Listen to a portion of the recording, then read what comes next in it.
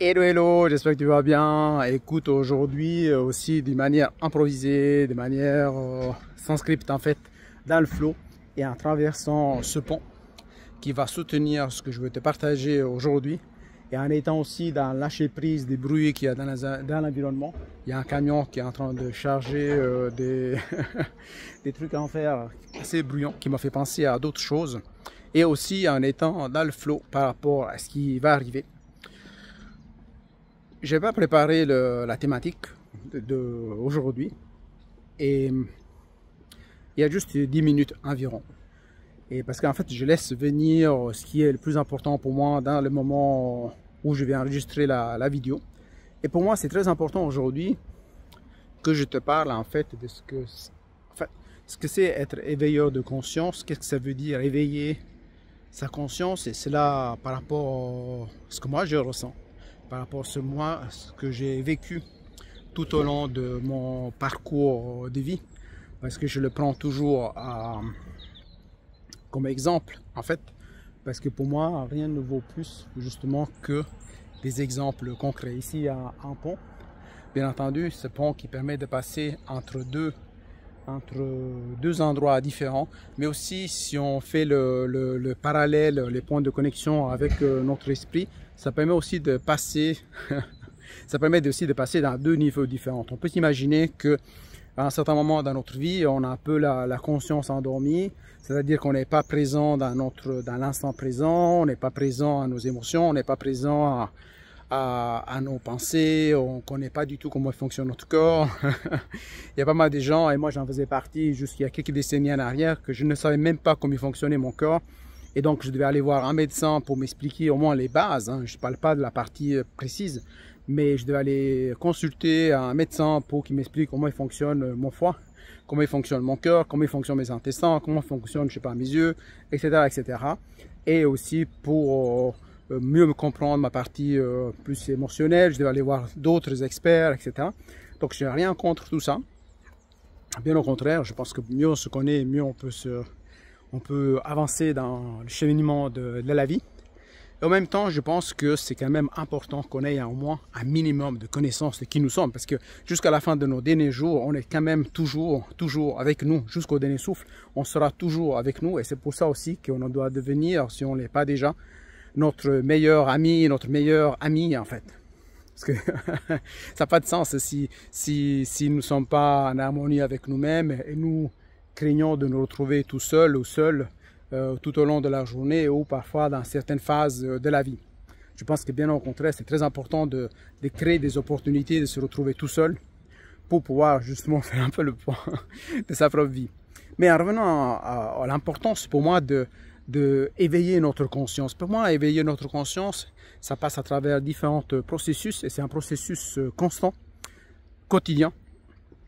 Parce que en fait, ce que je m'aperçois, c'est que à travers mon observation, à travers l'observation sur la société, j'ai l'impression en fait que on n'apprend pas à travers les expériences, on n'apprend pas à travers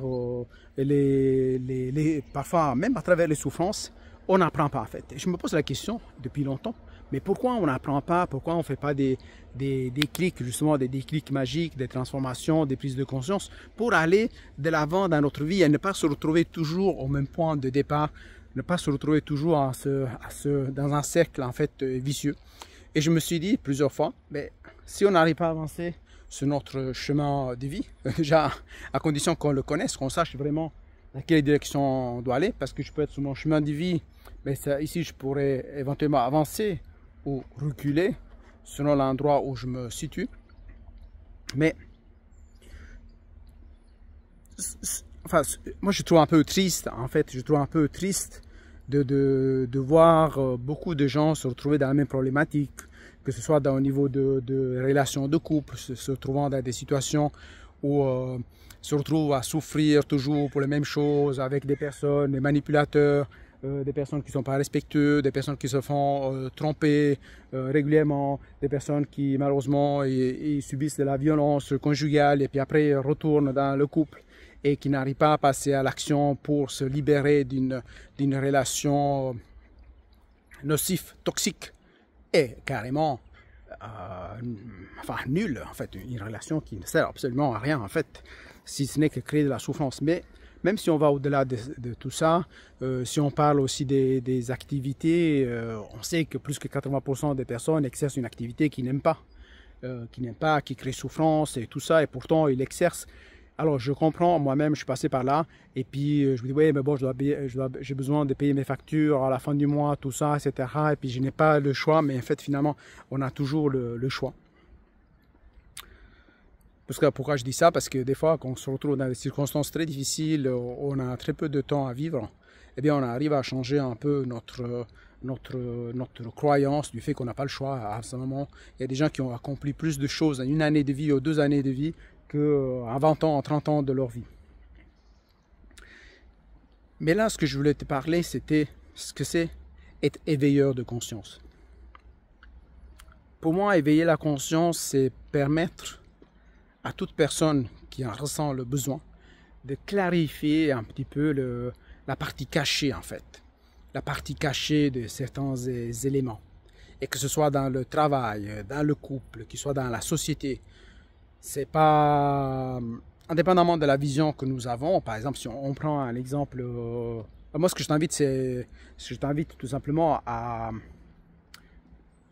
c'est une invitation à réfléchir en fait. Une invitation à réfléchir, pour moi c'est très important que chaque être humain réfléchisse avec son propre cerveau, avec son propre esprit, qui se pose des questions, il marche le chemin de l'éveil et surtout n'adhère pas à ce qui est dit de l'extérieur, tout simplement parce que soi-disant c'est des experts qui disent je tiens à te rappeler qu'il y a 50 ans en arrière, ou peut-être moins de temps, il y avait des médecins qui fumaient aussi, et puis que même dans des films on voyait des acteurs qui fumaient, tout ça, etc. et qui disaient exactement le contraire de ce qu'ils savaient déjà, que la cigarette est nocive et qui crée pas mal de soucis de santé. C'est pas moi qui le dis, ce sont les experts que maintenant ils ont dû confirmer tout ça. Alors ce que je veux dire, c'est que pour moi être éveilleur de conscience, c'est pas seulement marcher un chemin spirituel. Bien entendu, j'ai marché le chemin spirituel, j'ai étudié l'énergétique, j'ai étudié la psychologie, enfin j'ai étudié l'hypnose, j'ai étudié la PNL, j'ai étudié pas mal de choses, l'astrologie, etc. Tout ça, ça me permet de mieux me comprendre et mieux comprendre la société. Mais pour moi, être éveilleur de conscience, c'est pas que ça. Pour moi, c'est aussi une approche. C'est une approche, une manière de vivre les expériences. C'est-à-dire que moi, dans chaque expérience que je vis dans le quotidien, je me pose la question, quel est le sens de tout ça? Pourquoi cela arrive? Je me pose aussi la question de savoir comment j'ai pu provoquer en fait cet événement. Parce qu'on part du principe que nous sommes à l'origine de tout ce qui se passe dans notre vie. Et donc, j'essaie d'y voir clair. Et c'est pour ça que pour moi, éveiller la conscience, c'est très important. Mais éveiller la conscience, pour moi, être un éveilleur de conscience ne consiste pas simplement à éveiller sa conscience, consiste aussi à faire en sorte qu'un maximum de personnes aient la conscience éveillée. C'est-à-dire qu'il faudrait que nous-mêmes, on puisse répandre une plus grande compréhension de l'humain, une plus grande compréhension des lois du vivant, par rapport à, par exemple, à la pleine conscience, une plus grande compréhension, par exemple, des cycles planétaires, pour peut-être comprendre mieux quel est le voyage de l'âme que nous sommes. Pour moi, nous sommes une âme avec un corps. Ça permet peut-être de comprendre notre mode de fonctionnement, par exemple, par rapport à la PNL, par rapport au métaprogramme ou par rapport aux besoins fondamentaux. Enfin, bref, il y a énormément de grilles de lecture de l'être humain pour éveiller sa conscience, mais en passant déjà par une connaissance aussi. Et je sais pas, il y a tellement de choses qui me viennent à l'esprit. C'est que moi, j'aime pas, en fait, comment on pourrait dire, j'aime bien l'approche spirituelle, bien entendu. Moi-même, je me suis intéressé à la spiritualité depuis l'âge de 13 ans, et en particulier après le tremblement de terre, quand j'avais 9 ans. À partir de ce moment-là, ils sont vers d'autres canaux, d'autres expériences, et je me suis dit que ce qu'on me disait à l'extérieur ne correspondait pas à la réalité. Et souvent dans ma vie, ce qui m'est arrivé, de temps en temps je regarde parce qu'il y a un vélo qui arrive très vite, et souvent dans ma vie, je me pose la question à savoir, en fait, si ce que je sais et ce qu'on me dit, ça correspond à la réalité. C'est sûr que quand nous sommes enfants, nous sommes d'une certaine manière obligés de croire à croire à ce qu'on nous dit. Aussi parce que parfois ce qu'on nous dit, c'est presque imposé c'est comme discours, ok? Donc c'est très important de prendre des repères, mais à certains moments dans la vie, il faut quand même commencer à s'écouter et à prendre des décisions qui sont plus en harmonie avec qui nous sommes, plutôt que pour être en accord avec les attentes extérieures. Mais là, par rapport à le fait d'éveilleur de conscience, c'est qu'aujourd'hui, j'observe beaucoup de choses. Et pas seulement aujourd'hui, en fait. Là, il y aurait énormément de choses. C'est-à-dire que, par exemple, il y a depuis 2005, en fait, 2005 en particulier, suite au décès de mon ami, qui était aussi quelqu'un qui travaillait dans la spiritualité, avait aussi un chemin initiatique, tout ça, etc. Ce qui s'était passé à ce moment-là, il y a pas mal de personnes, en fait, qui ont commencé à copier ce qu'il vendait, lui, et il proclamait ces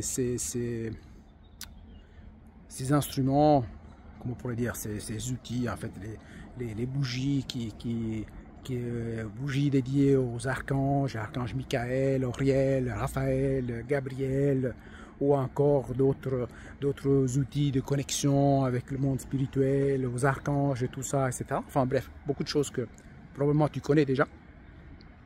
Mais qu'est-ce qui s'est passé? C'est qu'il y a pas mal de gens, en fait, qu'est-ce qu'ils ont fait? C'est qu'ils ont copié ce qu'ils faisaient, ils ont vendu ces choses-là juste pour se faire de l'argent, et en manipulant en fait les consciences, en manipulant ces personnes-là, que finalement achetaient des choses qui n'avaient aucune valeur et en plus qui ne correspondaient pas vraiment, enfin, ne correspondaient pas vraiment, ne correspondaient pas du tout à ce qu'il avait fait mon ami en fait. C'était tout simplement des copies. Pourquoi je te parle de ça sans entrer forcément dans le détail? Parce que j'ai beaucoup d'histoires à raconter là-dedans. Probablement ça fera partie d'un livre que je vais écrire, qu'on m'a déjà demandé plusieurs fois. Eh bien, qu'est-ce qui s'est passé? C'est que finalement, je vais juste regarder là pour pas qu'il y ait des personnes qui viennent sur la vidéo alors que c'était pas prévu. Alors en fait, ces personnes-là, ils faisaient croire en fait à d'autres personnes que eux, ils détenaient un certain savoir, ils étaient des éveilleurs entre guillemets de conscience, ils étaient des guides, tout ça, etc. Mais finalement, plusieurs de ces personnes-là n'étaient rien d'autre que des manipulateurs.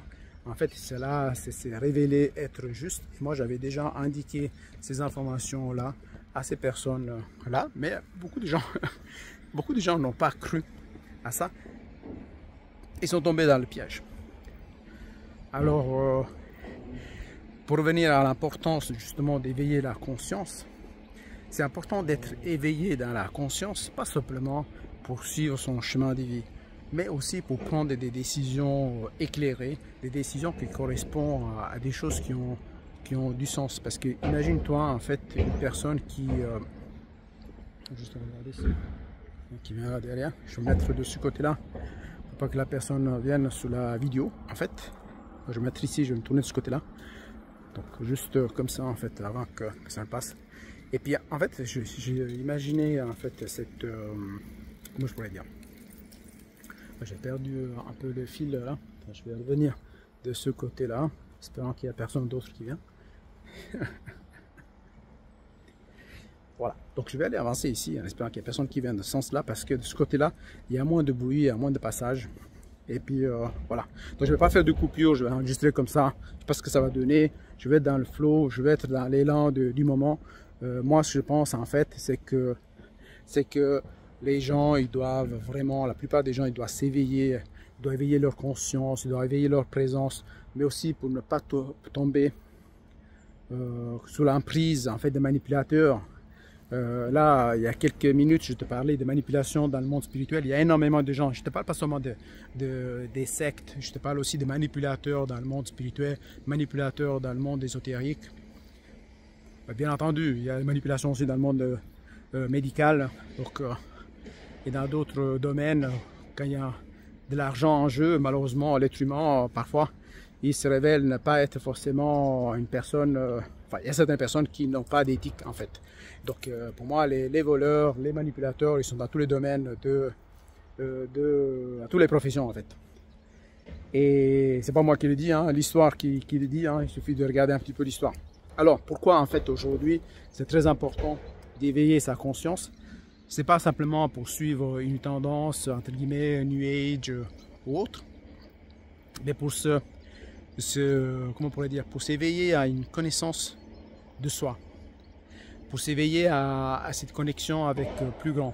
Alors, ce plus grand, tu peux l'appeler Dieu, l'architecte de l'univers, ou selon ta religion. Si tu as religion, tu n'as pas de religion, c'est pas grave, c'est pas ça qui est important.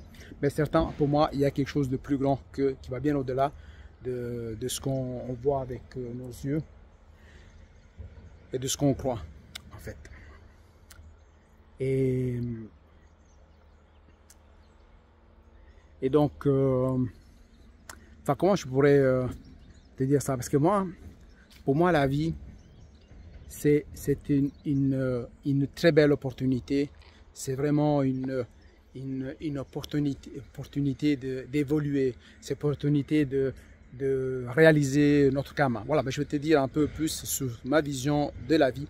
Comme ça, au moins que ce soit clair une fois pour toutes. En fait, étant donné, moi, j'ai l'approche, comment on pourrait dire, l'approche, pas matérielle, l'approche cartésienne, logique, parce que à la base, je me suis formé comme analyste programmeur, donc j'ai exercé dans des grandes entreprises pendant presque 30 ans et tout, donc voilà. Donc je les paye bien sur terre, et en même temps, en parallèle, j'ai développé tout mon parcours initiatique, spirituel, à travers différentes approches que pendant des décennies j'avais gardées dans mon jardin secret. Donc j'ai bien développé ces deux parties-là et j'essaie de faire les connexions avec ces deux domaines-là. Et pour moi, nous sommes, chacun de nous, nous sommes une âme qui se réincarne. Alors, je viens du ciel, je ne sais pas, mais en tout cas, de notre planète, il y a plusieurs tendances là aussi. On incarne ici dans un corps, donc on est un être spirituel, mais pour faire une expérience humaine. Parce que si on était des êtres spirituels, pour faire une expérience spirituelle ici sur Terre, pour moi ça n'a aucun sens, parce qu'à ce moment-là, si c'était ça, ben on resterait dans le domaine spirituel, on serait beaucoup mieux, on n'aurait pas les limites du corps, on n'aurait pas les souffrances, on n'aurait pas les défis, on n'aurait pas les contractions, on n'aurait pas les résistances, on n'aurait rien de tout ça, on ne serait pas là ici en train de perdre du temps, mais on serait dans le monde spirituel qui est amour, amour inconditionnel, le vrai amour, pas l'amour qu'on a ici sur Terre, que bien souvent, même l'amour duquel on parle en général, c'est toujours un amour souvent, très souvent, un amour conditionnel. C'est-à-dire que souvent, les gens, ils aiment si la personne se comporte d'une certaine manière. Et ceci aussi vis-à-vis des enfants, je l'observe souvent. Les enfants, s'ils sont gentils, ben, ils reçoivent beaucoup plus d'amour qu'ils s'ils sont moins gentils. S'ils perturbent un peu, s'ils crient davantage, eh bien forcément, ils ne vont pas forcément recevoir le même amour, en fait. Et après, ça dépend aussi si la personne, les parents, ils sont stressés, tout ça, etc., sollicités dans leur capacité adaptative. Ça peut être un défi. Mais pour moi, nous sommes une âme qui s'associe à un corps. Donc nous avons bien entendu aussi un esprit. Et on vient ici pour faire un parcours. Donc on vient ici pour évoluer. On vient ici pour se débarrasser de ce qu'on appelle le karma, qui n'est rien d'autre que la résultante de nos vies passées. Alors moi, j'adhère à cette vision, mais je suis ouvert à d'autres visions. En fait, j'en ai entendu plusieurs, parce que moi-même, je suis un chercheur. J'aime bien connaître. Je me posais des questions aussi sur les définitions de l'âme, sur la définition de la réincarnation. Il y a des théories qui disent que l'âme choisit ses parents, choisit tout. Et d'autres qui disent non, c'est tout simplement notre nouvelle vie, c'est la conséquence de nos vies passées. Il y a une autre approche aussi que j'avais étudiée les années 90 qui disait tout simplement que notre vie actuelle, c'est la résultante des vies passées. Et selon le niveau évolutif de l'âme, elle a une certaine marge de manœuvre à choisir un peu les expériences qu'elle va vivre. Alors, je pense que, dépendamment de toutes les théories, tout ça, etc., croyances, pour l'instant, c'est des théories. Il n'y a personne vraiment qui a pu expérimenter, personne que moi je connais de vivant, qui a pu expérimenter ça et qui peut dire oui, c'est comme ça, etc. Donc, c'est pour ça que je dis que ce n'est pas très important, cela. Mais ce qui est très important, c'est ce que nous venons faire ici, dans cette vie. Pour moi, la vie est vraiment la possibilité d'évoluer, c'est vraiment la possibilité de faire de cette vie un miracle, un miracle. Et oui, un miracle. Parce que je trouve c'est un peu dommage, en fait c'est un peu dommage d'avoir l'opportunité de se réincarner, de venir dans cette existence, puis après passer à côté de sa vie, Tout simplement, soit parce qu'on a voulu croire à tout ce qu'on nous disait de l'extérieur, qu'il soit je sais pas, des gens qui nous sont pris en charge de notre éducation, etc., ou la société. Ou tout simplement parce qu'on n'a pas osé, on n'a pas eu le courage de suivre notre élan du cœur. Il faut voir que chaque fois qu'on ressent un symptôme négatif, entre guillemets, dans notre corps, dans nos états émotionnels, eh bien, c'est l'âme qui nous parle à travers l'état émotionnel. Pourquoi on les appelle les états d'âme? Si on a des états d'âme négatifs, en fait, c'est tout simplement que l'âme est en train de nous dire que nous faisons fausse route. Donc, c'est le moment de changer. Si on tombe dans les addictions, que ce soit alcool, drogue, je sais pas, jeu d'hasard ou je sais pas, tabac, tout ça, etc. Il y a quelque chose qui va pas. Il y a quelque chose qui va pas. Il y a quelque chose qu'on n'arrive pas à comment on pourrait dire, à faire face. Tout ça. Alors parfois on n'a pas l'aide nécessaire en fait autour de nous parce qu'il y a des gens qui ne donnent pas l'importance au développement personnel, au développement spirituel, tout simplement parce qu'ils n'ont pas trouvé un terrain fertile pour pouvoir le faire. Mais toi, si tu regardes cette vidéo encore aujourd'hui, moi je t'invite vraiment de tout cœur à saisir cette opportunité de cette vie pour éveiller ta conscience à quelque chose d'autre.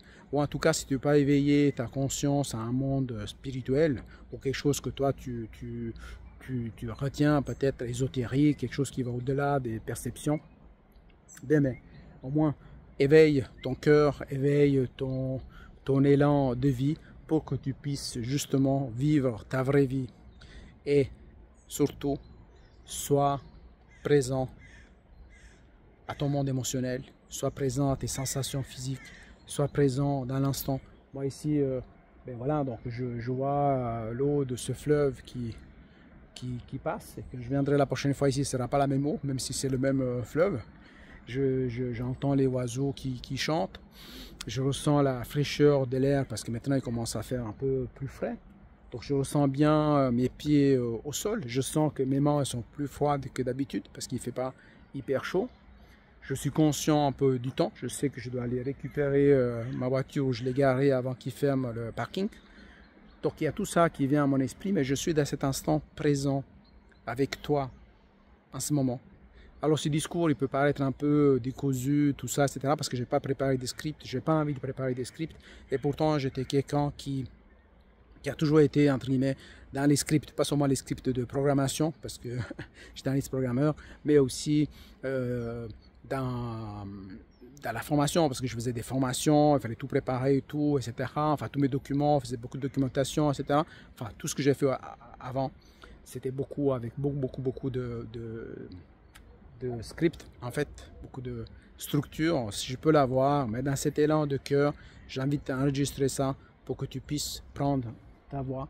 Et si tu te sens appelé à être un éveilleur de conscience, si tu te sens appelé justement à t'éveiller à quelque chose de plus grand que toi pour pouvoir manifester que tu es vraiment pleinement, eh bien bientôt je vais te partager des informations à travers Juiceland que j'ai décidé de créer, où je vais aborder justement l'accompagnement, pas seulement à travers des techniques ou des outils spirituels, mais aussi des techniques assez pratiques, que ce soit à travers la PNL, ou que ce soit à travers l'approche de l'alignement, ou que ce soit à travers l'hypnose, enfin plein de techniques, parce que ce que j'ai à cœur moi, c'est faire en sorte qu'il y ait de plus en plus de personnes qui aient la conscience éveillée, mais pas pour moi, mais pour eux-mêmes, pour leur famille, pour leurs enfants, pour la société, en fait, pour ce monde. Parce que plus il y aura des personnes éveillées, mais qui répandent de la lumière et qui vivent en accord, mieux on sera dans cette société, parce qu'on va vibrer une énergie de